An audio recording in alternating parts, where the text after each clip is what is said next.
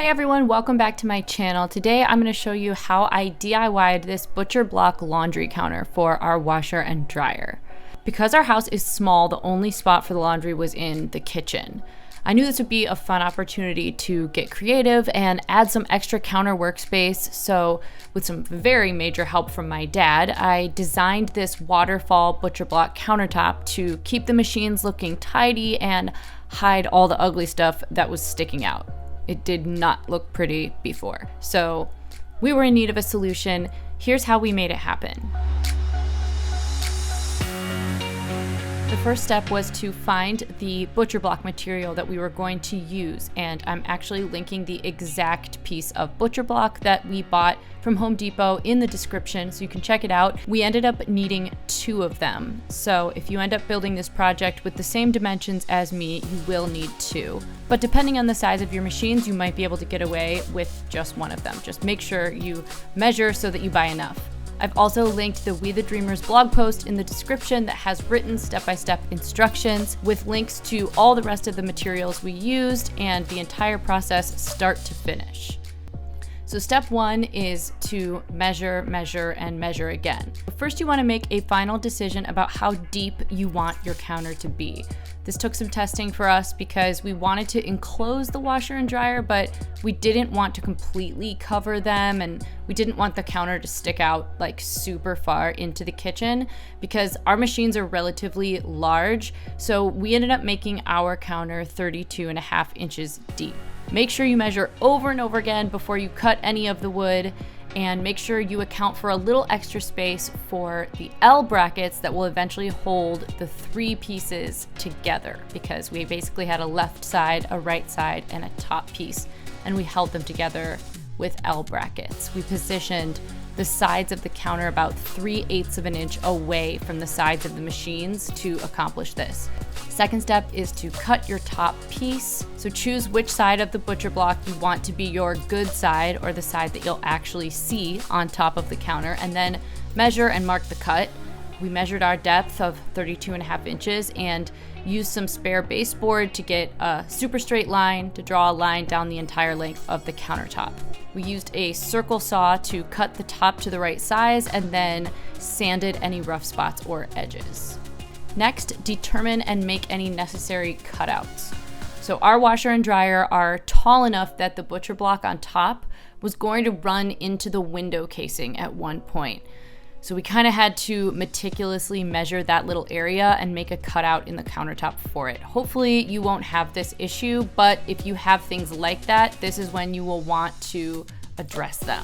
We also cut out a piece about 25 inches by 4 inches on the left-hand side of the countertop to accommodate the ugly pipes and electrical cords.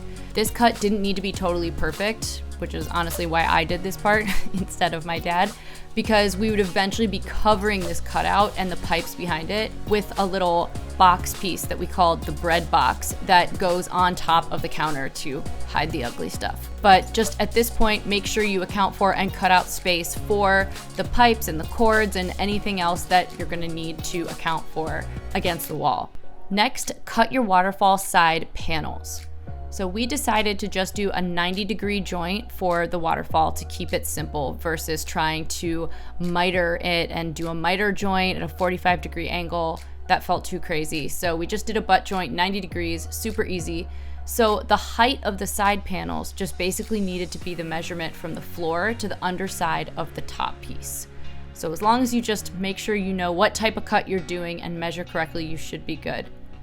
We also factored in about 1/8 of an inch for small felt furniture feet that we planned to put on the bottom of the side panels. Because our machines are so tall, we actually didn't have enough butcher block in the second full slab to do 2 totally solid waterfall side panels. This wasn't an issue for us because you really can't see the back at all of the waterfall. So unless you had your machines right in, the middle of a room where you were going to see the entire waterfall, you may need more than 2 pieces of butcher block. But if, like us, you're not going to be able to see the far back corners of your waterfall countertop, then you could easily do this.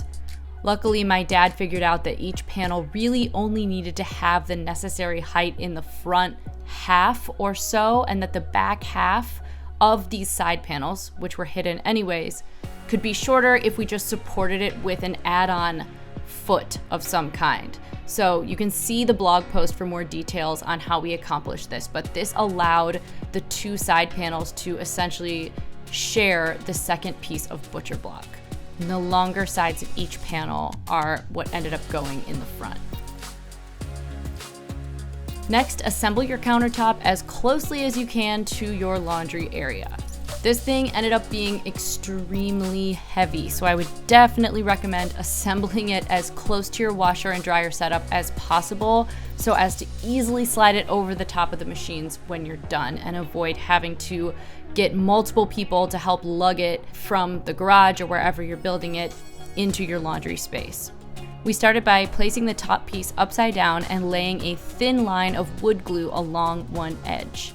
One of us made sure the pieces were correctly lined up at the bottom, while the other held the side piece in place for a few minutes to set.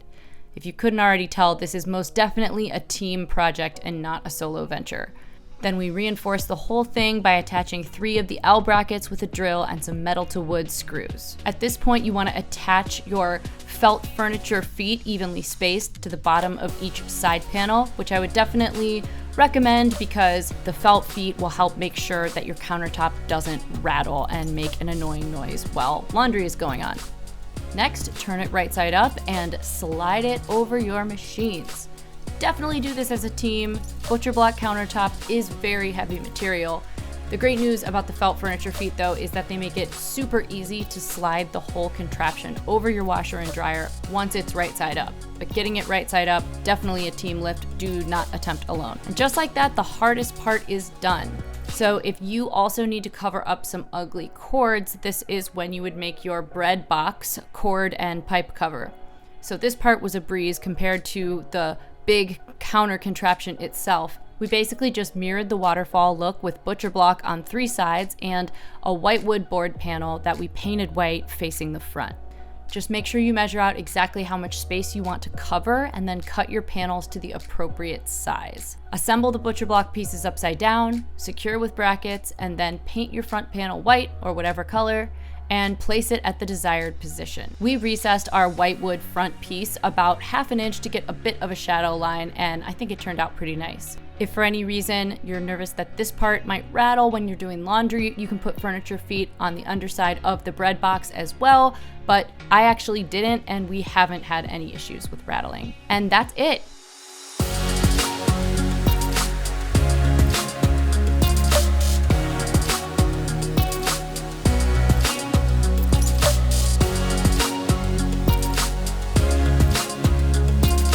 It takes a bit of planning and a lot of measuring, but this was a perfect project to complete start to finish in one weekend with a team.